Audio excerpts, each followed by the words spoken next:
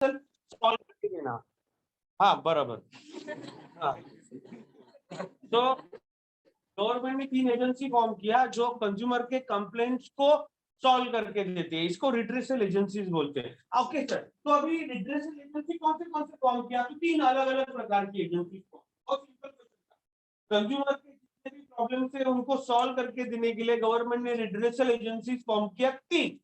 कौन से? पहला district forum, second state commission, तीसरा इधर तक कोई प्रॉब्लम है?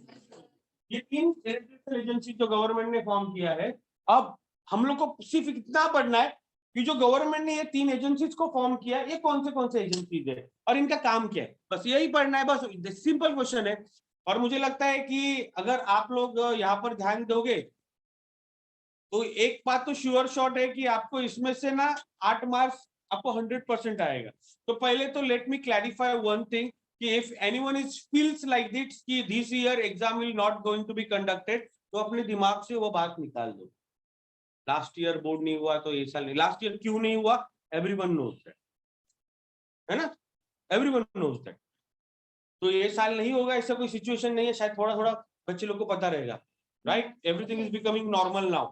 तो ये साल नहीं होगा ऐसा अगर थॉट्स लेके चल रहे हैं तो पहले वो क्लियर करो। उल्टा मैं तो बोलूंगा ये साल थोड़ा ज्यादा स्ट्रिक्ट होगा, because reason I tell that last year बहुत सारे बच्चे ऐसे ही पास आउट हो गए, है ना? बहुत सारे बच्चे ऐसे ही पास आउट हो गए। तो आप लोगों के समय में कोई लॉजिक मेरे को नहीं पता कैसे आने वाला पेपर, तो शायद मुझे लगता है थोड़ा पेपर स्ट्रिक्ट ही होगा आप लोगों का, रफली।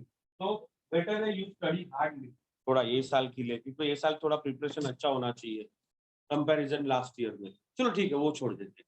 तो अपन बात करते हैं रिड्रेसल एजेंसी की। रिड्रेसल एजेंसी 3 है, एक डिस्ट्रिक्ट फोरम है, एक स्टेट कमीशन है और एक नेशनल कमीशन। मैं सिंपल बात करता था कि सिंपल चीजें हम लोग को ज्यादा ध्यान में आती है। टेक्सचुअल वाली लैंग्वेज थोड़ा डिफिकल्ट हो जाती है, क्योंकि फर्स्ट हैंड पे पढ़ोगे टेक्सचुअल से थोड़ा डिफिकल्ट हो जाता है समझना, राइट? तो डिस्ट्रिक्ट फोरम का मतलब होता है ये हमारी कंप्लेंट्स को सॉल्व करेगी, ये कंज्यूमर की कंप्लेंट्स को सॉल्व करेगी। लेकिन कौन सा लेवल पे सॉल्व करेगी? डिस्ट्रिक्ट।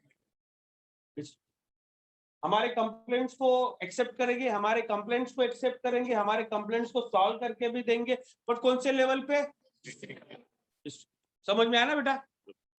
नाउ स्टेट कमीशन वो भी एजेंसीज है, ये भी हमारे कंज्यूमर्स के कंप्लेंट्स एक्सेप्ट करेंगे और उनकी कंप्लेंट्स को सॉल्व करके देंगे।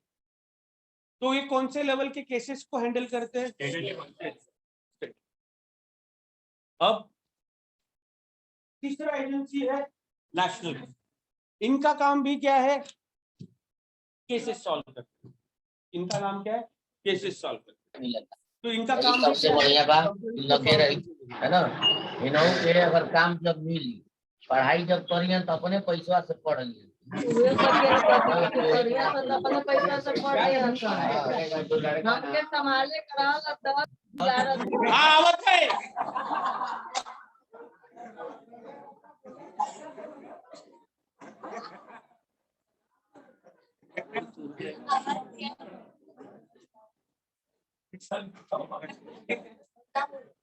कौन है? कौन था? शांत हो गया।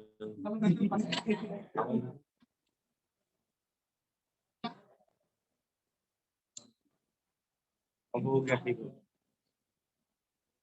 तो चाहिए नेशनल कमीशन में थोड़ा शॉर्टकट में समझा देता हूँ आपको ये होता क्या है, क्योंकि ये समझना इतना लिखना इतना डिफिकल्ट है नहीं, इसे समझने के लिए टाइम लगता है। अपने पूरे इंडिया के जो केसेस होते हैं, जैसे कि और को कहा जाते हैं, ये नेशनल कमीशन, ये भी कंज्यूमर है, ये भी कंज्यूमर है, लेकिन यहाँ पर कौन से केसेस एक्सेप्ट किए जाते हैं? ऑल ओवर इंडिया के। स्टेट कमीशन में ऑल ओवर स्टेट के, और डिस्ट्रिक्ट में ऑल ओवर डिस्ट्रिक्ट के। नाउ थोड़ा सा सिंपल मैं बताऊंगा, मुझे थोड़ा सा इसमें नॉलेज इतना लेवल पे नहीं है, बट मैं समझा देता हूं आपको। नेशनल कमीशन मतलब कौन सा कोर्ट होता है मालूम है? Supreme court. कौन सा कोर्ट होता है? और स्टेट कमीशन कौन सा कोर्ट होता है? High court. और एक लेबर कोर्ट, जैसे consumer court, labour court, district level पे जो कोर्ट होते हैं उनको लेबर कोर्ट या कंज्यूमर कोर्ट बोला जाता है, राइट? ओके सर, मेरा अगर कोई प्रॉब्लम है तो मैं क्यों जाऊं डिस्ट्रिक्ट फोरम में? मैं जाता है डायरेक्ट सुप्रीम कोर्ट में, जा सकते बट स्टेप्स है, प्रोसेस है।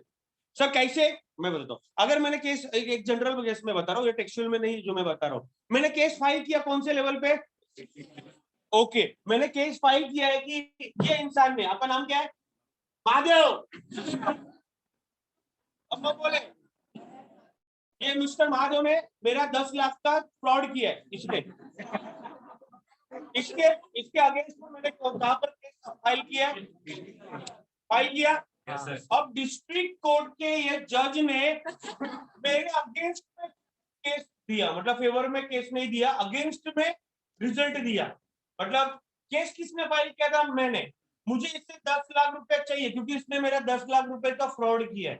अब वकील ने क्या मालूम कैसे केस मतलब आगे रिज्यूम किया, जबकि केस किसके फेवर में गया? उसके। फिर मेरे को 10 लाख मिला है, नहीं मिला है, तो मैं चुपचाप बैठेगा? तो मैं क्या करेगा?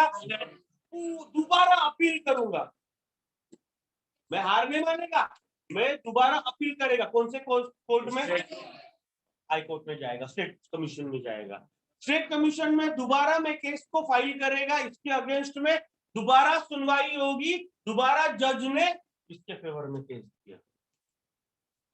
फाइनली जाके तो फिर मैं केस कहाँ फाइल करेगा? अब सुप्रीम कोर्ट के जज ने अगर इसके फेवर में केस डिक्लेयर किया है तो वो फाइनल डिसीजन है। Am I correct? तो अंडरस्टूड? सर ये लेवल कब होता है, ये लेवल कब होता है, ये लेवल कब होता है? अंडरस्टूड? तो पहले तो मुझे केस ये कोर्ट में फाइल करना है। अगर मेरे को मेरे फेवर में डिसीजन नहीं आया है, अगेंस्ट डिसीजन आया है, तो I again रीफाइल case in state commission. और उसके बाद अच्छा, और सर ये मुझे अगर डायरेक्टली सर मैं चाहता हूं कि मेरा केस सुप्रीम कोर्ट में जाए डायरेक्टली, तो जा सकता है क्या? यस, जा सकता है। कौन से केस में? उसका पॉइंट मैं बताता हूं आपको। अगर आपके value of goods and services का मतलब जो अमाउंट है इट शुड बी बिगर, मतलब आपके साथ जो चीट हुआ है, सर मेरे साथ चीट हुआ है 1000 रुपए का, अब मैं जाएगा उधर ही ले 1000 रुपए के लिए you cannot apply case in supreme court. तो it should be that value we have to check. मैं गलत वैल्यू नहीं बोलना चाहता, बट एक स्पेसिफिक वैल्यू है, उसके ऊपर अगर आपका वैल्यू गुड्स एंड सर्विसेज का और चीटिंग का जो वैल्यू है it should be a bigger, then you can apply into the supreme. अगर थोड़ा लोअर वैल्यू है तो इधर नहीं जाने की जरूरत है। बट एक केस ब्रैकेट बनाया है 0 to 5 लाख के अगर अगेंस्ट में मेरा value of goods and services का अमाउंट है, then I can file the case at district forum. अगर मेरा 5 से 50 लाख तक का value of goods and services का मेरा केस है तो I can file into the state commission. और मोर देन दैट 1 करोड़ से ज्यादा अगर मेरा वैल्यू है गुड्स एंड सर्विसेज का तो directly I can go to the supreme. Understood? There is a bracket is there mention in the text book. According to that bracket we can apply case in any court, right? तो दो चीजें आपको शायद समझ में आ गई रही है अभी। ये एक्चुअली कमीशन मतलब ये कोर्ट होता है जहां पे केसेस जाते हैं जज के पास और जज इसकी सुनवाई करता है, राइट? तो रिजल्ट और ये क्या है, सारी की सारी कौन सी एजेंसीज है? रिड्रेसल एजेंसी है। It is form by the government to solve the problems and complaint of a consumer. Clear हो गया? Now the meaning you can on the board. Consumer dispute redressal forum works at a, ये भी ना, consumer dispute, dispute का मतलब मालूम है क्या? झगड़े। कंज्यूमर के जो झगड़े हैं उनको सॉल्व करके देते कौन से फोरम में? District level. डिस्ट्रिक्ट लेवल पे इसको एस्टैब्लिश किसने किया है? State government. स्टेट गवर्नमेंट ने। It is known as a district commission. तो डिस्ट्रिक्ट कमीशन का मतलब क्या है? ये ऐसा कमीशन है, ऐसा फोरम है, ऐसा कोर्ट है, फोरम मतलब कोर्ट, ऐसा कोर्ट है जो कंप्लेंट सॉल्व करके देता है डिस्ट्रिक्ट लेवल पे। इसको फॉर्म किसने किया? State government. इसी को हम लोग क्या बोलते हैं? यहाँ पर अगर पढ़ना है सेम आएगा explanation. A consumer dispute redressal forum works at a state level. It is formed by the state government.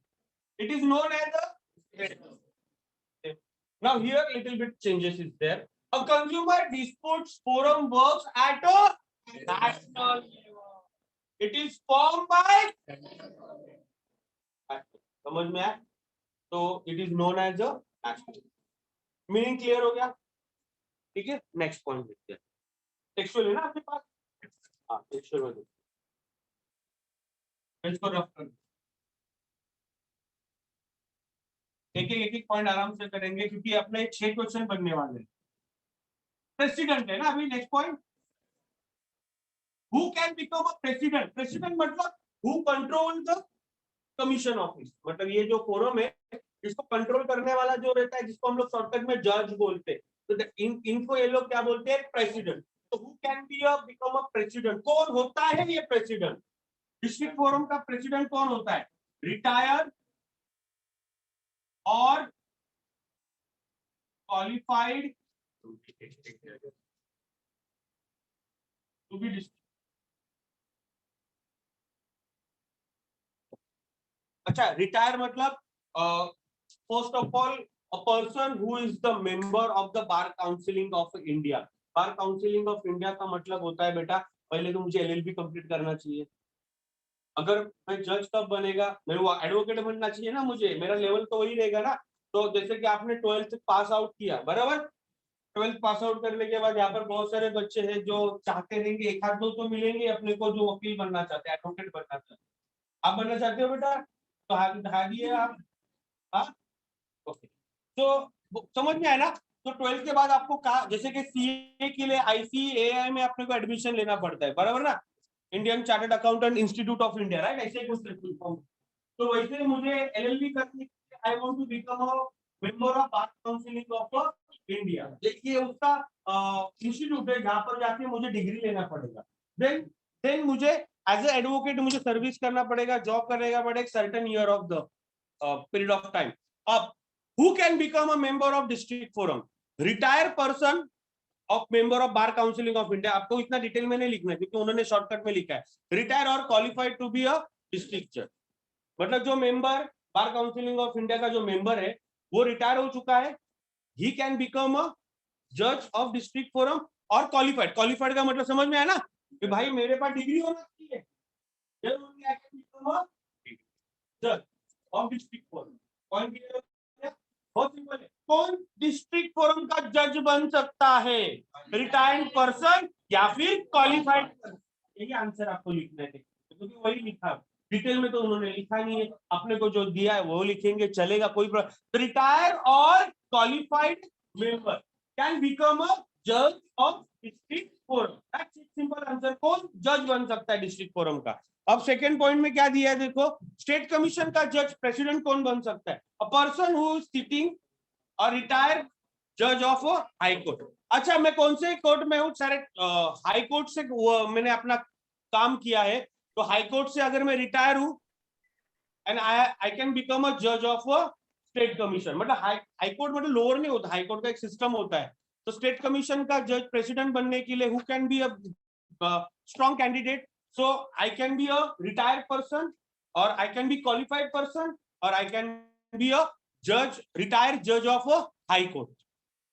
तीसरा, who can become a president of national commission? A person who has a जज of a supreme court shall be appointed by a central government by notification। अच्छा, कौन बन सकता है इसका जज? Supreme court का जज कौन बन सकता है? It is appointed by the central, it is appointed by the central. That's simple. इसको कौन अपॉइंट करता है? डायरेक्ट सेंट्रल गवर्नमेंट अपॉइंट करेगी। 3 पॉइंट क्लियर हो गए प्रेसिडेंट वाला। ओके, नाउ पहला मीनिंग हो गया, प्रेसिडेंट होता है कौन, वो क्लियर हो गया। Point number 3, member. Sir district forum में टोटल कितने मेंबर होते हैं? एक्चुअली पहला ही लाइन इंपॉर्टेंट है, बाकी का 3-4 लाइन इंपॉर्टेंट है नहीं। तो यहाँ पर टोटल कितने आई थिंक मेंबर होते हैं, आप पहली लाइन में देख सकते हो एक्चुअली कितने मेंबर होते हैं, लिखा है, क्लियरली लिखा है। How many members can district forum के कितने मेंबर? नॉट लेस देन 2 का मतलब समझ में आया ना, मिनिमम 2, नॉट लेस देन 2 या 2 से कम कैसे होगा? 2 से कम नहीं बोला है उन्होंने। नॉट लेस देन 2 का मतलब समझ में आया, 2 से कम नहीं होता है, मिनिमम 2 होता है, ये सर ना। 2 से कम मतलब अलग हो गया, ये नॉट लेस देन 2, 2 से कम नहीं बोल रहे उन्होंने, मतलब मिनिमम 2। और आगे not more than such number member as the prescribe by the consultation with the central government. और लिखा है ना, और और का मतलब होता है भाई हम लोग डिसाइड नहीं करेंगे कितने मेंबर है, सेंट्रल गवर्नमेंट डिसाइड करेगी, prescribe by the central government. Minimum कितने होने चाहिए? 2। और लिखा है ना, या फिर it is decided by prescribe by the central government. हाँ तो उनको जितना रखना है उतना रखने दो। वो सेंट्रल गवर्नमेंट ने 5 रखा तो 5, सेंट्रल गवर्नमेंट ने 3 रखा तो 3। मिनिमम हमारे साइड कितने होने चाहिए? 2। और prescribe by the central government decide करेगी कितने होने चाहिए। स्टेट कमीशन में कितने मिनिमम होने चाहिए? लिखा है नॉट लेस देन 4, मतलब मिनिमम एंड अगेन और है ना, प्रिस्क्राइब बाय द, कम से कम कितने होने चाहिए? यहाँ पर कम से कम कितने होने चाहिए? यहाँ पर कम से कम कितने होने चाहिए? ज्यादा से ज्यादा will be decided by the central, minimum 4, maximum decided by the central, prescribe by the central. यहाँ पर कितने मिनिमम, और अगेन वापस से सेम क्वेश्चन आ जाएगा, मिनिमम 4 और मैक्सिमम डिसाइडेड बाय, लिखा हुआ है कुछ देखो, नॉट लेस देन 4 और not more than such member, लिखा है ना प्रिस्क्राइब बाय द गवर्नमेंट, वही होता है उसका मिनिमम भी। मिनिमम कितने होने चाहिए? 4, और then maximum prescribe by the, prescribe मतलब डिसाइड कौन लेगा? गवर्नमेंट लेगा। हमारे सब मिनिमम 4 होनी चाहिए, मिनिमम 4 होनी चाहिए, minimum, maximum prescribe by the, ज्यादा से ज्यादा कितने मेंबर होने चाहिए ये हम डिसाइड नहीं करेंगे, ये सेंट्रल गवर्नमेंट डिसाइड करेगी। आई थिंक कितने पॉइंट कंप्लीट हुए? पहला कौन सा था? District forum work at the district level, yes और no? It is establish and appointed by the state government, it is known as a district state commission, it is a consumer redressal forum work at a state level, it is established by the state government, it is known as a state level. A consumer redressal forum works at a national level, it is established by the central government, it is known as a national. दूसरा point कौन सा था? who can become a president of a district forum? Retire or can become a district forum. यहाँ पे retire from house high court, मतलब retire member, हाँ retire member, retire जज नहीं होता एक्चुअली, वो there may be printing mistake. I have retire, देखो यहाँ पे भी रिटायर ना, रिटायर मेंबर और क्वालिफाइड। यहाँ पे retire member of high court, I can become a जज ऑफ अ स्टेट कमीशन। यहाँ पे retire member of supreme court और qualified person can become a जज of a state commission. Member कितने होते हैं? Minimum 2, maximum decided by the, यहाँ पे कितने member? Minimum 4, maximum decided by the, यहाँ पे minimum 4, prescribe by the, maximum prescribe by the central government. Okay 4 point हो गए, 3 पॉइंट हो गए।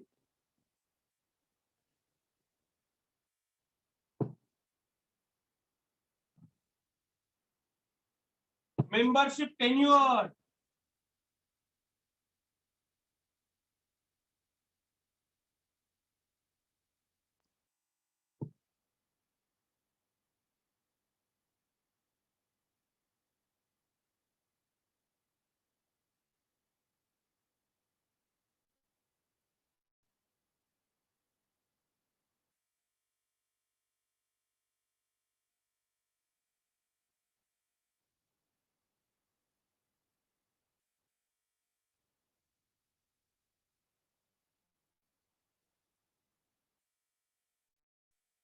ये तो आपको पढ़ने की जरूरत भी नहीं है बेटा।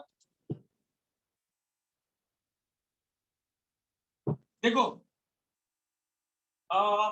मेंबर कितने साल तक काम कर सकता है डिस्ट्रिक्ट फोरम में? हाँ, तो membership tenure for 5 years up to the age of 65। मतलब अगर मैं 66 का हो गया तो I can not work at a district level, समझ में आया? तो मेंबर्स का एक्चुअल जो टेन्योर होता है, काम करने का tenure, period of time, how many years I can work in a district forum, so minimum 5 years। मैंने 5 साल तक मैं I can work as a जज ऑफ डिस्ट्रिक्ट फोरम। मैं 5 साल के लिए जज बन सकता हूँ, लेकिन मेरा एज अप टू कितना होना चाहिए? 65। यहाँ पर tenure 5 years again, but my age should be up to the age of, here I can become a president of a national commission, but I can work for a 5 years, but I can work up to the age of 7। तीनों का अलग अलग है। मतलब कौन से as तक आप डिस्ट्रिक्ट फोरम के जज बन सकते हो? 65। यहाँ पर कौन से एज तक आप स्टेट कमीशन के जज बन सकते हो? यहाँ पर by what age you can become a president of national commission? Tenure सबका सेम है। टेन्योर का मतलब term, for how many years I can become a जज? For 5 years, 5 years, 5 years, up to the age of 65, up to the age of 67, up to the age of 70।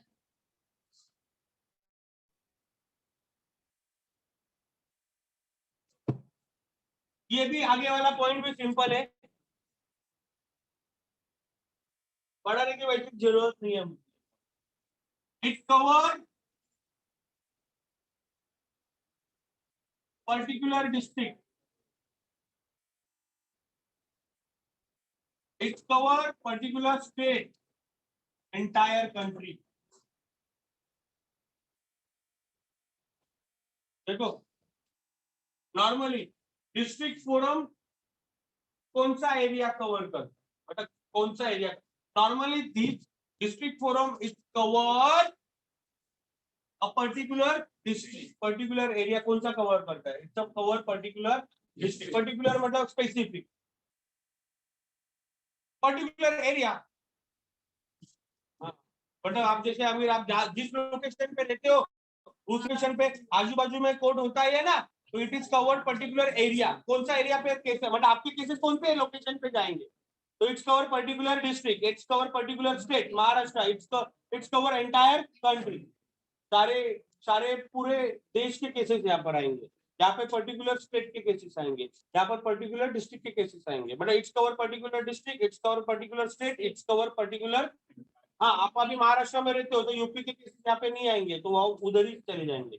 हाँ, but supreme court में सारे states के cases आ सकते हैं। That's what, that's its cover entire country, its cover particular state, its cover particular district.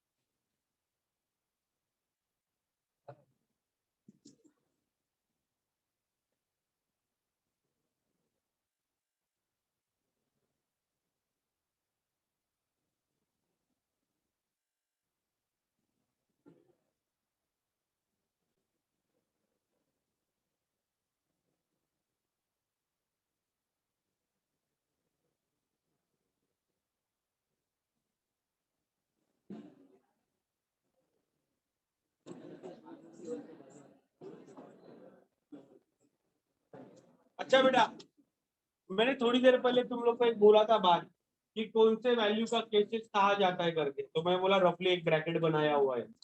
बराबर बोला ना? कितने अमाउंट का केसेस कौन से कोर्ट में जाता है, सर नो? जैसे कि सिंपल उल्टा चलते हैं अपन। अगर मेरे मेरे ये ऑर्गेनाइजेशन ने मैं कंज्यूमर हूँ, ये ऑर्गेनाइजेशन ने मेरे साथ चीट किया, और चीट करने का जो value of goods and services है, जो वैल्यू है गुड्स का और सर्विसेज का जो वैल्यू है, it is suppose more than 10 crore, मतलब 11 करोड़ का है, तो मैं डायरेक्टली कौन से केस कोर्ट में जाएगा? अगर जो value of goods and services का जो अमाउंट है, कंप्लेंट का अमाउंट, मेरा शॉर्टकट में मेरा कंप्लेंट का अमाउंट 1 करोड़ से लेके 10 करोड़ तक है, then I go to the. और इफ सपोज मेरे complaint of value of goods का amount, my complaint value of goods and services का amount if suppose less than 1 crore है, then I'll go to the understood. वो reverse में चलते वापस starting से. नाउ डिस्ट्रिक्ट फोरम कौन से केसेस एंटरटेन करते हैं, कौन से केसेस एक्सेप्ट करते हैं? तो they entertain complaint of value of goods and services does not exceed ₹1 crore. मतलब 1 करोड़ से ज्यादा वाले केसेस वो नहीं. मतलब डिस्ट्रिक्ट फोरम में सिर्फ कौन से केसेस जाएंगे? 10 लाख, 15 लाख, 20 लाख, 25 लाख, 50 लाख, 90 लाख, 80 लाख. 1 करोड़ से ज्यादा है नहीं. 1 करोड़ या 1 करोड़ से कम वाले केसेस है वो सिर्फ कहां पर एंटरटेन होते हैं? District forum. So district forum entertain only value of goods and services should be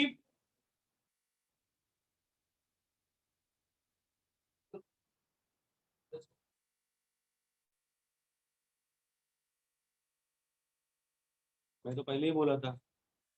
sorry, तो मैंने वो एक्सेप्ट किया ही नहीं. गेम का रूल यही है. गेम का रूल है. सांप ने काट लिया आपको, मैं क्या कर, सांप सीढ़ी में यही होता है.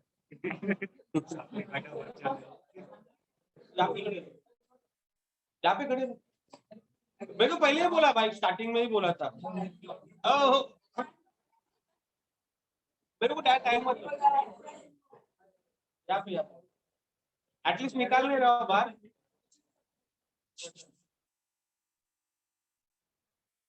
भाई मैं तो पहले बोला गेम का रूल यही है.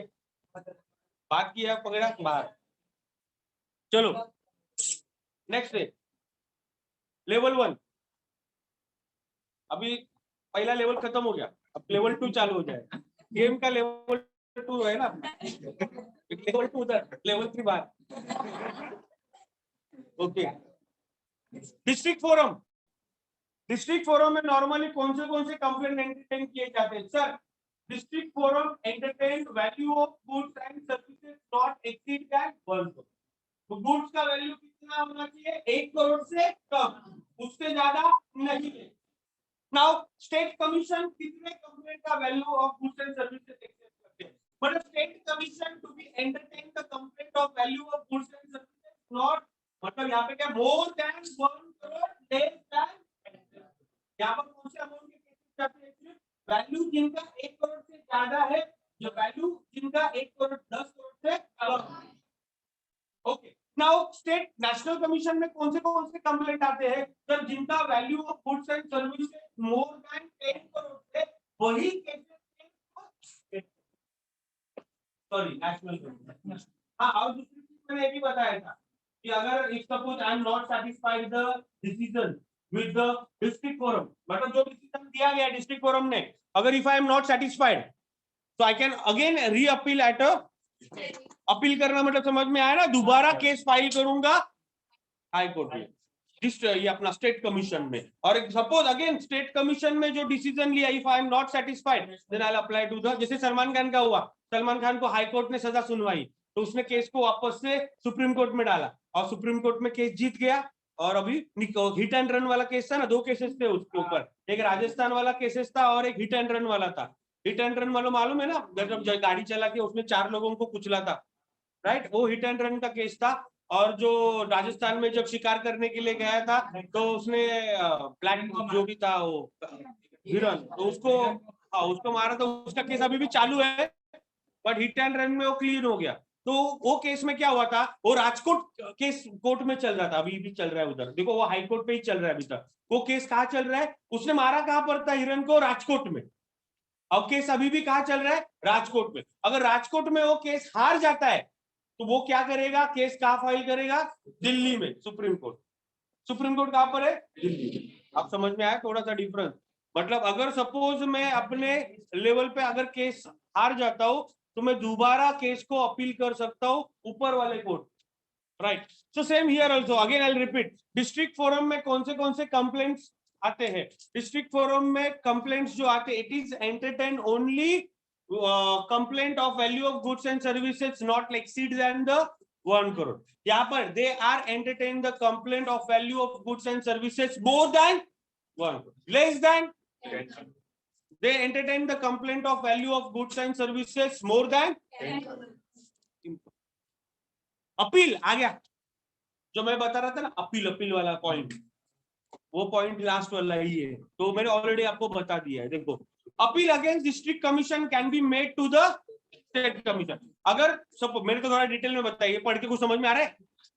पढ़ के देखो कुछ समझ में। Appeal against the district commission can be made to the state commission, मतलब इसका मतलब ये है कि सपोज मैंने डिस्ट्रिक्ट फोरम में केस अपना फाइल किया है, और if in case is not in favour with me, तो I can re appeal that case with the state commission. अभी इसका मतलब ये होता है, ये लाइन का, क्योंकि पढ़ के नहीं समझ में आता। आई सेड दैट, मैं आपको पहले भी बोला था, पढ़ के कुछ समझ में नहीं आता लैंग्वेज। नाउ सेकेंड वाला देखो, अपील अगेंस्ट स्टेट कमीशन। यहाँ पर मैंने केस फाइल किया है, यहाँ पर if suppose decision is not in favour with me, तो मैं केस कहाँ फाइल करूंगा? वही लिखा है, appeal against the state commission can be made to the national commission. मतलब अगर in suppose decision is not in favour with me, so then I can re appeal case to the national commission. अब ये शायद national commission क्या बोलता है, देखिए, appeal against national commission can be made to the supreme court. मतलब ये जो नेशनल कोर्ट ही सुप्रीम कोर्ट होता है, बट नॉर्मली क्या होता है, सुप्रीम कोर्ट का मतलब 2 कोर्ट होते हैं वहां पर, तो 5 जज बैठते हैं। एक मूवीज में देखा रहेगा, कौन से तो रुस्तम, रुस्तम देखा है? रुस्तम मूवी में, रुस्तम मूवी में टोटल कितने जुरिडिकेशन, जूरी वो लेवल आ जाता है, उसका जूरी का लेवल आता है, मतलब वो हाई लेवल पर आ जाता है, जिसका डिसीजन एक जज नहीं देता, वहां पर 5 जज का डिसीजन चेक किया जाता है। तो अपने को उधर तक नहीं पहुंचना है, बट यहाँ पर जो लैंग्वेज उन्होंने लिखा है वही लिखेंगे। अगर इन केस ऑफ मैंने अपील किया है नेशनल कमीशन में, और अगर मेरा नेशनल कमीशन में डिसीजन फेल हो गया, इन फेवर में, मेरे फेवर में नहीं आया, तो I can appeal to the supreme court. Jury level पे जाता है वो, और मेरा डिसीजन कौन देगी? जूरी देगी। और इवन उसके भी ऊपर का एक लेवल आता है, प्राइम मिनिस्टर वाला। हाँ, अगर किसी को फांसी होती रहेगी ना, तो प्राइम मिनिस्टर अगर डिसीजन देगा ना, तो फांसी रुक सकती है। तो वो बहुत, मतलब ये अपने को डिटेल में इतना नहीं है, जैसे कि बहुत सारे लोगों का मतलब आया था, जैसे अभी why you know what, Gandhi ji को कुछ लोग अच्छा मानते हैं, गांधी जी को कुछ लोग बुरा बोलते हैं। बहुत सारे लोग बुरा बोलते हैं, बहुत कम लोग गांधी जी को अच्छा बोलते हैं। Reason I tell you that why, because market में एक बुक आया था जो गवर्नमेंट ने बैन किया था, उसका बुक का नाम था मी नथुराम गोडसे बोलते हैं। एक बुक पब्लिश हुआ था जिसने गांधी जी को मारा था। उस आदमी का नाम था नथुराम गोडसे।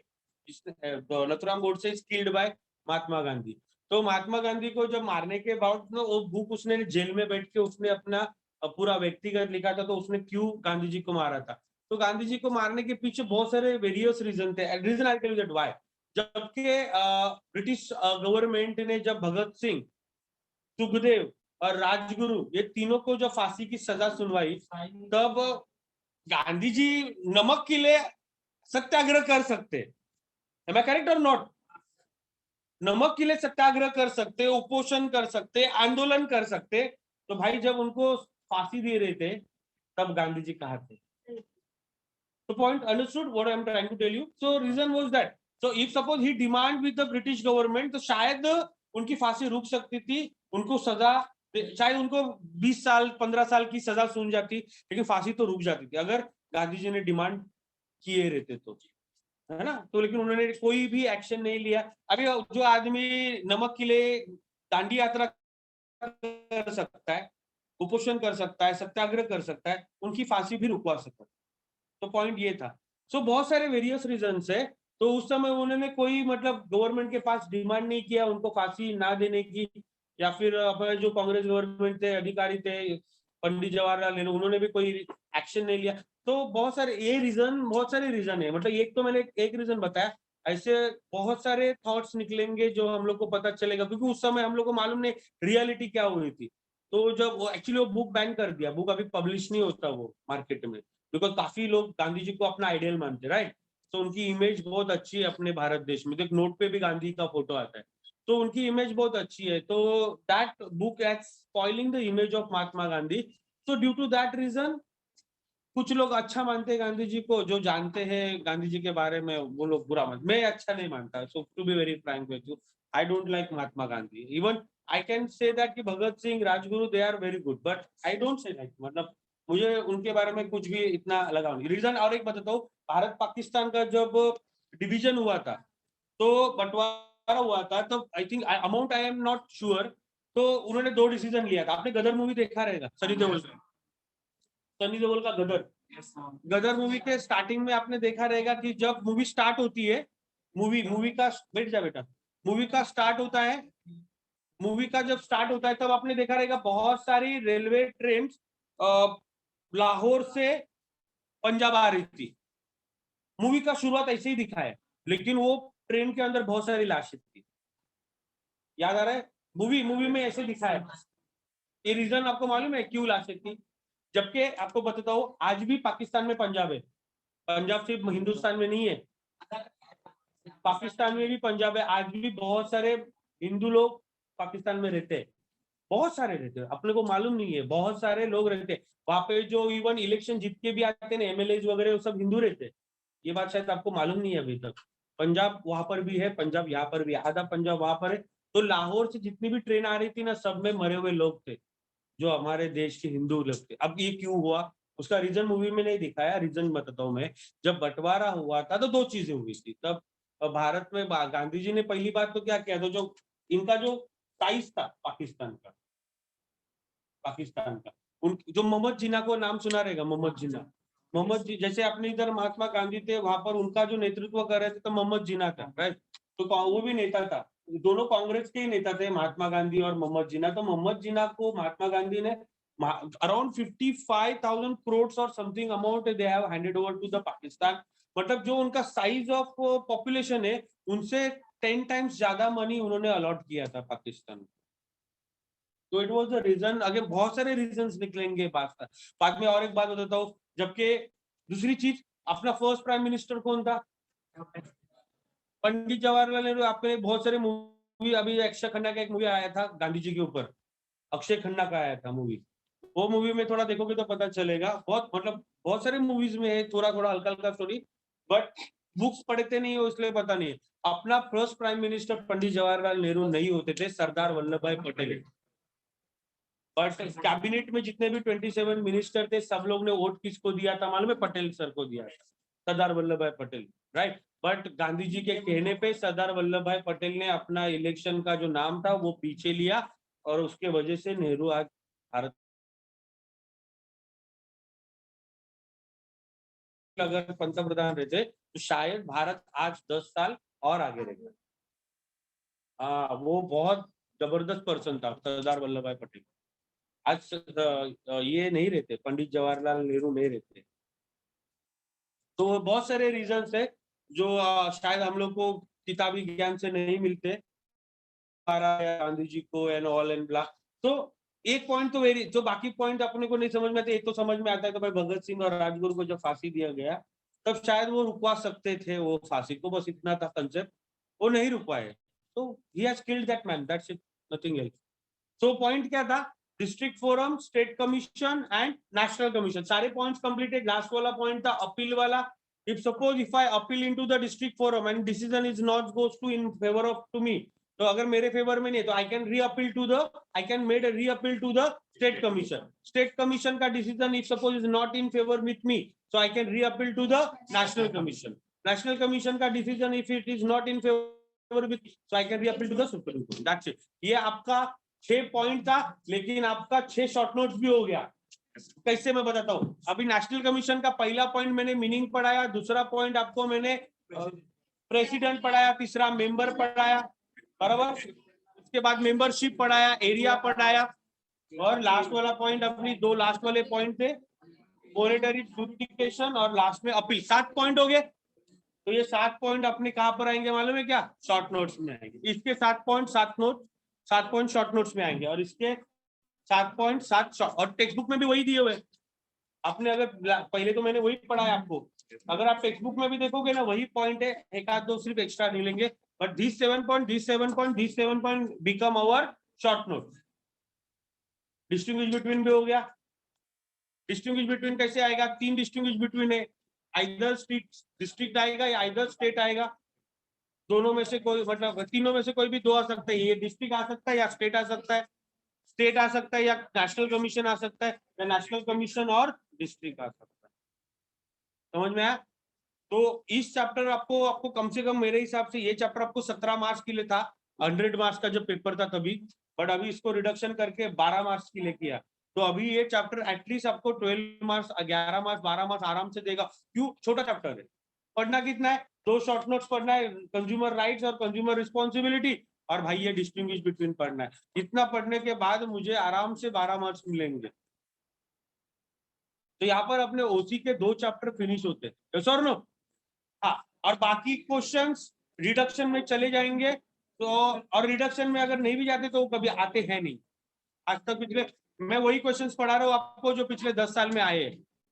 हाँ, रिस्पॉन्सिबिलिटी बहुत कम आया है, 2 ही बार आया अभी तक पिछले 10 साल में।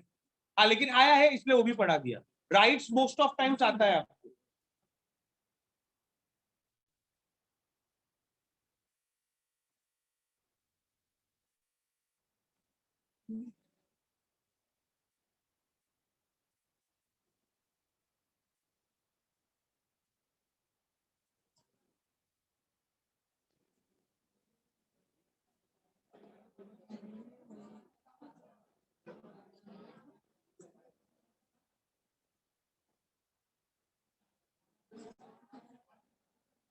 चलो, क्या हुआ रे?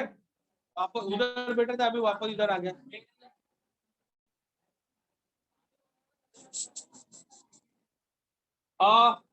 Page number 134।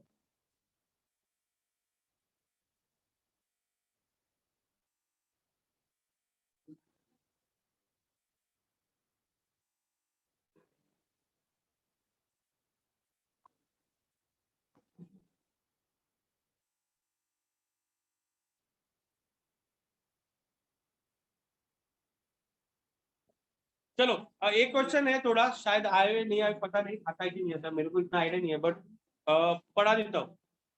Last question of this chapter, that's called need and importance of consumer protection. Now तो कंज्यूमर प्रोटेक्शन, ये जो एक्ट है, कानून है, गवर्नमेंट ने actually it's design and started in the year 1986 with the passage of time. कुछ समय बाद इसके अंदर कुछ बदलाव हुए, चेंजेस हुए, एक्ट में कुछ बदलाव हुए, मॉडिफिकेशन हुआ, और restate this law in the year 2019। अब कंज्यूमर प्रोटेक्शन एक्ट 2019 से जाना जाता है। सो क्वेश्चन क्या है? तो ये जो कंज्यूमर प्रोटेक्शन एक्ट जो गवर्नमेंट ने डिजाइन किया, what why this act is important? Question समझ में आया? ये जो गवर्नमेंट ने कंज्यूमर प्रोटेक्शन एक्ट बनाया, तो पहले कंज्यूमर प्रोटेक्शन एक्ट क्यों बनाया उसके रीजन आपको मालूम है? नॉर्मली आप जनरली आप देखा जाए तो गवर्नमेंट के अंदर कंज्यूमर को मतलब अपने सोसाइटी के अंदर कंज्यूमर को किंग माना जाता है। But nowadays what happening, sellers are dominate the market. Earlier consumer was dominate the market, but अभी की सिचुएशन में seller are dominate the market. Seller malpractice करता है, चीट करता है, होर्डिंग करता है, इंफॉर्मेशन प्रोवाइड करता है, मिसलीड इंफॉर्मेशन प्रोवाइड करता है, एक्सप्लॉयटेशन करता है। There are so many reasons. तो कंज्यूमर को प्रोटेक्ट करने के लिए, उनके इंटरेस्ट को प्रोटेक्ट करने के लिए government has form this consumer protection act 1983। Consumer के अधिकारों की, राइट्स है ना हमारे, कुछ अधिकार है कि नहीं, उन अधिकारों की रक्षा करने के लिए गवर्नमेंट ने इस एक्ट को और कायदे को, कानून को, लॉ को फॉर्म किया। कौन से साल में? 86 में। उसके बाद कुछ समय के बाद थोड़े उसके अंदर गवर्नमेंट ने कुछ अच्छे बदलाव किए, चेंजेस किए, और नया लॉ वापस से फॉर्म किया, कंज्यूमर प्रोटेक्शन एक्ट 2019। अब क्वेश्चन क्या है कि ये जो गवर्नमेंट ने नया कायदा बनाया प्रोटेक्शन, कंज्यूमर को प्रोटेक्ट करने के लिए, क्या वो कानून आपके हिसाब से होना चाहिए, नहीं होना चाहिए? आपके हिसाब से होना चाहिए, नहीं होना चाहिए? नहीं होना चाहिए। How many people feels that ये कंज्यूमर प्रोटेक्शन एक्ट नहीं होना चाहिए? चलो, how many people feels that ये कंज्यूमर प्रोटेक्शन एक्ट होना चाहिए?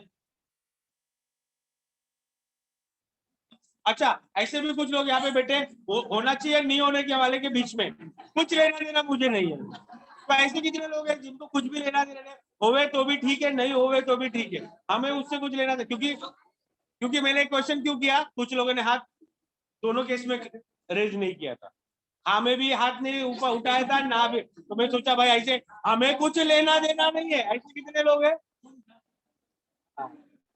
हाँ, so point to be noted, consumer protection act होना चाहिए because it's protect the interest of consumer rights.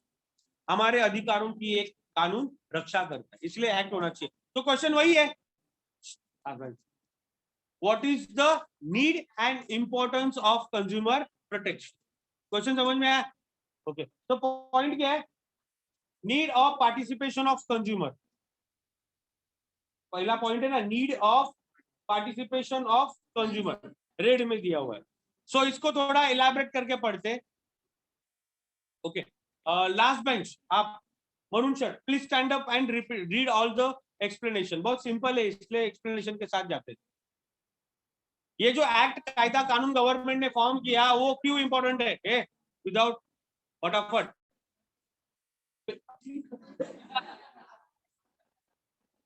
Page number 144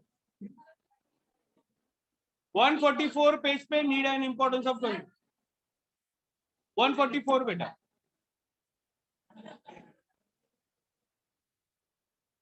let me here, level 2 चालू है भाई इधर अभी।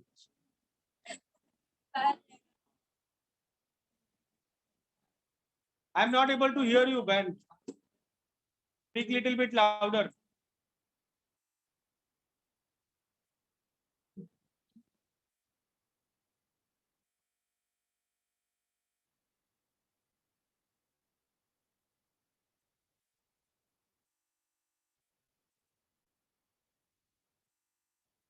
नहीं समझ गया, बात करते समय तेरा आवाज बहुत लाउडर रहता है। बैठ जा, मैं बताता हूँ, बाकी कुछ नेक्स्ट तुम्हें और रीड करना। क्यों जरूरी है?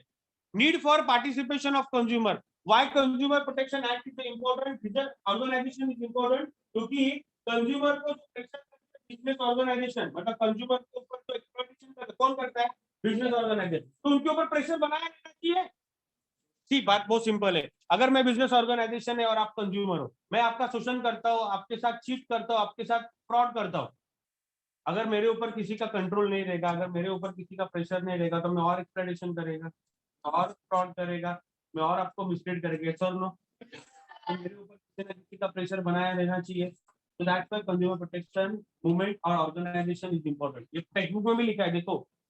It is noted that the business organization takes the decision which is affect to the consumer interest. मतलब नॉर्मली क्या होता है, बिजनेस ऑर्गेनाइजेशन जो डिसीजन लेते हैं वो कंज्यूमर के इंटरेस्ट को अफेक्ट करती है, मतलब उनके फेवर में होता ही नहीं है। Next, without consulting to the consumer or their organization, only strong consumer organization can put the pressure on business organization to allow the participation to get the correct to participate in the decision of making process। आ गया ये वाला line मैंने जो बोला, क्योंकि जो strong consumer organization they can only put the pressure on a business organization। मतलब अगर ऑर्गेनाइजेशन कंज्यूमर का नहीं रहेगा तो बिजनेसमैन ऑर्गेनाइजेशन के ऊपर प्रेशर कैसे आएगा? Only strong consumer organization can put the pressure on business organization. Otherwise, business organization can take their own decision, which is affected to the consumer interest। मतलब हमारे फायदे के लिए फेवर में वो डिसीजंस नहीं लेंगे, हमारे फायदे में वो डिसीजंस नहीं लेंगे, और ज्यादा एक्सप्लॉइटेशन करेंगे। उनके ऊपर प्रेशर और कंट्रोल बना के रखने के लिए कंज्यूमर ऑर्गेनाइजेशन इंपॉर्टेंट है। हमारा क्वेश्चन क्या है? Why consumer organization and consumer participation is important. आप लोगों का पार्टिसिपेशन, आप लोगों की ऑर्गेनाइजेशन, कंज्यूमर मूवमेंट क्यों जरूरी है? अगर नहीं जरूरी है भाई, अगर तो फिर बिजनेस ऑर्गेनाइजेशन हमें और चिट करेंगे, हमारे साथ और फ्रॉड करेंगे, उनके ऊपर कंट्रोल बनाए रखने के लिए, प्रेशर बनाए के रखने के लिए consumer organisation is important, consumer participation is a important. Point number 2, lack of information. Normally basically बहुत सारी बिजनेस ये पढ़ने की जरूरत नहीं है, there are so many business organization they don't provide correct and right information to the consumer. बराबर, lack of information वही लिखा हुआ है, देखो। It is very difficult to establish the direct contact between the consumer and a manufacturer because consumer live in a dynamic and complex world and they are widely scattered. Today market are fully domestic and other imported product, therefore it is very difficult to get the correct and reliable information about the product before the delivery। क्या वही तो लिखा है normally, क्या लिखा है पूरे paragraph में? consumer is widely spread scattered over the world, लिखा है ना इंग्लिश में। widely, हमारे भारत की जनता कितनी है? 140 करोड़ के आसपास पहुंच गई, बराबर। इसका मतलब देश के कोने कोने में, और it is not located at a one place, this is scatter. Scatter का मतलब फैले हुए है ना, गांव में भी है, शहर में भी है, बराबर, अर्बन में भी है, रूरल में भी है, मतलब देश पूरा तो मतलब इन इंडिया के अंदर consumer are scattered over the world, मतलब वर्ल्ड में भी है, या फिर हमारे इंडिया की बात करें कि स्कैटर्ड ओवर द कंट्री, जो कंज्यूमर है वो अलग अलग कोने कोने में फैले हुए हैं. तो basically they don't get the proper information about the particular product, reliable information about the particular product. तो दैट्स व्हाई कंज्यूमर ऑर्गेनाइजेशन, ताकि उनके साथ चीट ना हो, उनके साथ धोखा ना हो. सारे कंज्यूमर को इन्फॉर्मेशन नहीं मिलती प्रोडक्ट की, तो ऐसे लोगों के लिए consumer organisation is important. Next, ignorance. Basically कुछ कंज्यूमर का कैरेक्टर ही इग्नोरेंस है. कैरेक्टर इग्नोरेंस का मतलब होता है कि सपोज मैं एजुकेटेड हूं but still I am not interested in information. Say like example कैसे, जैसे कि मुझे अभी आज मैं बताता हूँ एग्जांपल, उसका इग्नोरेंस का एग्जांपल मैं देता हूँ. मेरे को आज मोबाइल लेना है, ये वाला मान लो. अभी ये मैं दुकान में गया, एग्जांपल है, दुकान में गया, दुकानदार ने मुझे बोला कि ये 24,000 का मोबाइल है, बॉक्स का प्राइस. मैंने बोला है, मैं बहुत शातिर हूँ, एजुकेटेड हूँ, दिखा बॉक्स. बॉक्स में एमआरपी लिखा है 24,999. ये मैंने पता लगाया एजुकेशन की वजह से, क्योंकि बॉक्स पे प्राइस लिखा था 24,999. मैं बोला वेरी गुड, देखो मैं कितना शाना हूँ, देखो पैसा 24, मैंने उतना ही दिया. और घर पे आया बाद में उसी को फ्लिपकार्ट पे चेक किया, जबकि ये 20,000 रुपए में मिली. ये किसके वजह से हुआ? इग्नोरेंस कैरेक्टर के वजह से. Business organisation charges high prices, बराबर है कि नहीं? अभी आज मेरे को बोलो, फ्रैंकली मोबाइल का जो कवर होता है उसके ऊपर जो प्राइस होते हैं उससे भी वो लोग कम करके देते कि नहीं? देते कि नहीं? प्राइस अगर 24,000, अभी ये मोबाइल मैंने जो लिया अभी रिसेंटली एक हफ्ते पहले, इसका प्राइस मुझे बोला था 24,999, बॉक्स पे लिखा था, जबकि ये मेरे को 20,000 रुपए में दिया. कैसे? तो फिर एमआरपी से कम में कैसे दिया, जबकि वो 4-5 हजार रुपए कैसे कम कर लिया उसने? क्योंकि वो ऑनलाइन में बोला उतना मिल रहा है, अगर तू नहीं दे रहा तो मैं ऑनलाइन में ले मंगा लूंगा. तो उसने तुरंत इमीडिएटली मुझे 20,000 में ये मोबाइल दे दिया. मतलब अब देखो मोबाइल वीवो का Y73 समथिंग है, तो उसका अभी 10 जून को आया था. तो 25,000 रुपए का मोबाइल मुझे 20,000 में कैसे दिया? You have to find. अगर मुझे नहीं पता होता उसकी रियल प्राइस, तो मैं 25,000 दे के आता. तो मैंने कोशिश किया जितना मेरे को समझ सकता, क्योंकि मेरी सिस्टर ने पहले लिया था तो मुझे उसने बताया, तो अगर मैं ऐसे ही जाता था तो मेरे को फंसा देता था, because of my ignorance character. Normally consumer are not keeping the information and update about the market condition. Due to that reason हम लोग का एक्सप्लॉयटेशन होता है, because of our ignorance character. समझ में? हम लोग के इग्नोरेंस कैरेक्टर के वजह से business organisation charges high prices from us. अगर आप मार्केट की इंफॉर्मेशन रखोगे, मार्केट की अपडेट रखोगे, इंफॉर्मेशन रखोगे, तो no one is going to cheated with you, right? So because of your ignorance character is cheated with you. That's why consumer organization is important. Unorganized consumer. So consumer are widely scattered and not organized. On the one hand, seller are better in position than the consumer because they are powerful. Consumer are under influence the businessman. The individual are cannot fight against the powerful seller. क्या लिखा है मालूम क्या? Consumer unorganised लिखा है, मतलब क्या लिखा है मालूम? कंज्यूमर अनऑर्गेनाइज अकेला है, सिंगल. जैसे कि एग्जांपल, अब एक मान लो ए बी, इसका एग्जांपल लेते हैं. मेरे साथ अगर ये 25,000 का मोबाइल है, मेरे से 20,000 लिया, मान लो अभी मैंने चाहा था, मैंने ले लिया. मैंने 25,000 का मोबाइल उसमें दिखा के मैंने 25,000 में ले लिया रहता, तो मेरे साथ चीट हो गया, फ्रॉड हुआ. अब मैं उस फ्रॉड के अगेंस्ट में कंप्लेंट करेंगे, क्योंकि 5,000 मेरा अंदर का जमीन मुझे बोल रहा है कि इसके बारे में कुछ कर. तो मैंने अपने जमीन की सुन लिया और मैं कंप्लेंट करने के लिए गया. Now what next? भाई मैं कौन हूँ? अकेला एक गरीब इंसान हूँ जो छोटा सा अर्निंग करता हूँ और घर पे रहता हूँ. नाउ मैं किसके साथ कंप्लेंट करने जा रहा हूँ, फाइट करने जा रहा हूँ? कंपनी के साथ. Who is more powerful now, मैं, कंज्यूमर और seller? Seller is more powerful.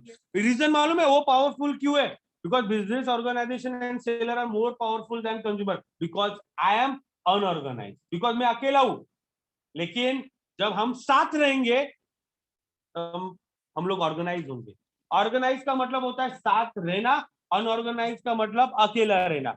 Nowadays क्या हो रहा है? Consumer are scattered over the world, consumer are scattered over the country, भिन्न भिन्न देशों में और भिन्न भिन्न प्लेसेस पे डिवाइडेड. कंज्यूमर अलोन है और सेलर ज्यादा पावरफुल है, तो उनको कंट्रोल में लाने के लिए हम लोग को क्या करना पड़ेगा, हम लोग को भी तो एकजुट होना पड़ेगा। That's why consumer organisation is the important, because सारे कंज्यूमर्स मिल के अगर ये ऑर्गेनाइजेशन फॉर्म करते हैं तो हम लोग, अकेला इंसान फाइट नहीं कर सकता, मैं फाइट नहीं कर सकता, लेकिन हम सब फाइट, पॉइंट समझ में आया?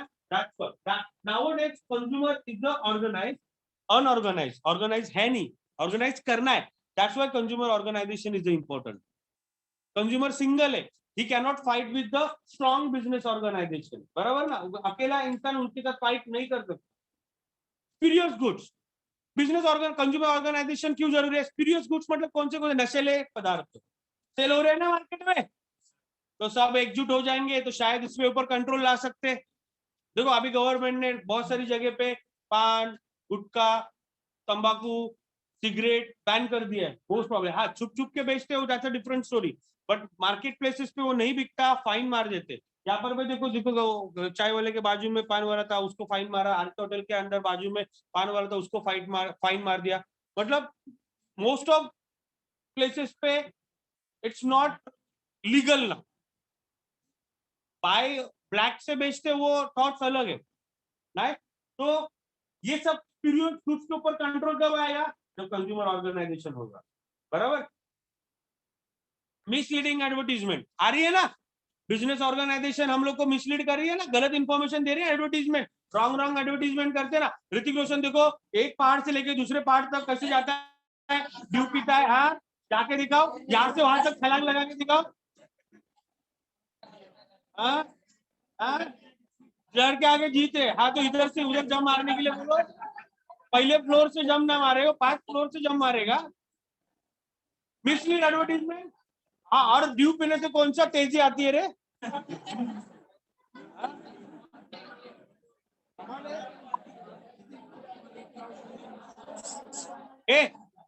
पॉइंट नंबर 7, मैल प्रैक्टिसेस मतलब शोषण।